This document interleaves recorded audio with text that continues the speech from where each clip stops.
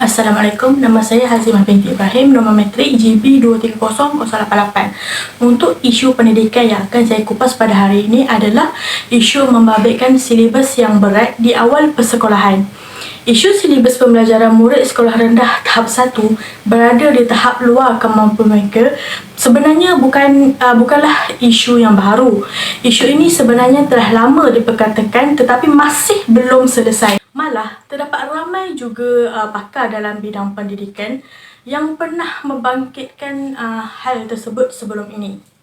Antaranya pensyarah fakulti pendidikan Universiti Kebangsaan Malaysia UKM, Profesor Madya Dr. Hasnah Toran pernah berkata silibus murid di tahap 1 kini terlalu rumit dan tidak bersesuaian dengan daya intelektual mereka. Sedangkan katanya murid di tahap 1 sebenarnya perlu terlebih dahulu menguasai kemahiran asas seperti mengira dan mengeja terlebih dahulu. Pada waktu sekarang, masih ramai lagi pelajar yang keciciran dalam pembelajaran. Mereka ni masih tidak dapat menguasai 3M, iaitu membaca, menulis dan mengira. Dengan silibus yang sukar ini, kadar pelajar yang keciciran pasti makin bertambah. Apabila silibus menjadi terlalu sukar, ianya mencipta beban tambahan kepada guru atau pelajar tersebut. Silibus yang terlalu padat atau topik yang terlalu mendalam boleh menimbulkan kesukaran dalam pengajaran dan pembelajaran. Guru mungkin merasa tertekan untuk menyampaikan kandungan yang sukar dalam tempoh yang terhad.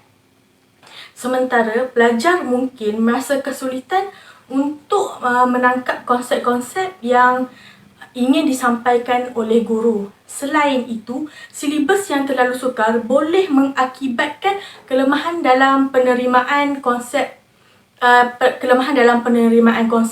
dan pelajar mungkin menghadapi kesukaran untuk mengaplikasikan pengetahuan mereka dengan betul. Sedangkan kita boleh dikatakan sebagai bakal guru, perlu untuk memupuk pembelajaran sepanjang hayat dalam diri murid-murid. Kita bukan sahaja mengajar pengajaran dan pembelajaran untuk peperiksaan. Keadaan ini semakin mencabar apabila diambil kira kepelbagaian tahap kemampuan murid dalam kelas. Beberapa pelajar mungkin lebih cepat dalam menangkap konsep. Sementara pelajar-pelajar yang lain pasti akan ketinggalan dan memerlukan lebih banyak masa dan bantuan untuk memahami konsep. Keadaan ini mencipta cabaran tambahan untuk guru yang perlu mencari strategi pengajaran yang bersesuaian dengan kepelbagaian pelajar dan tahap kemampuan murid di dalam kelas. Isu silibus sukar boleh menjadi punca kepada isu lain seperti tidak mahu ke sekolah dalam kalangan pelajar. Sekiranya pelajar mengalami kesukaran untuk memahami dan mengikuti sukatan pelajaran yang terlalu tinggi, ini boleh menyebabkan perasaan kecewa, hilang motivasi dan kurang keyakinan terhadap kebolehan akademik mereka. Keadaan ini boleh mengakibatkan penurunan minat dalam proses pembelajaran dan dalam kes yang lebih teruk, keengganan pelajar-pelajar tersebut untuk datang dan hadir ke sekolah. Selain guru, ia sebenarnya juga boleh dianggap satu tekanan buat ibu bapa di rumah yang perlu turut membantu anak mereka menyiapkan kerja rumah yang diberikan oleh guru. Memperkenalkan silibus pengajaran yang susah dan rumit bukan menandakan pendidikan kita maju, tetapi sebenarnya ia lebih menyukarkan dan menyusahkan pelajar.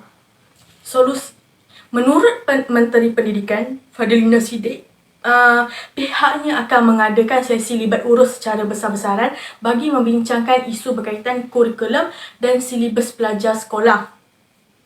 Fadlina juga ada berkata, inisiatif berkenaan sebagai satu persediaan kitaran silibus baharu yang dijadualkan bakal dilaksanakan pada tahun 2027.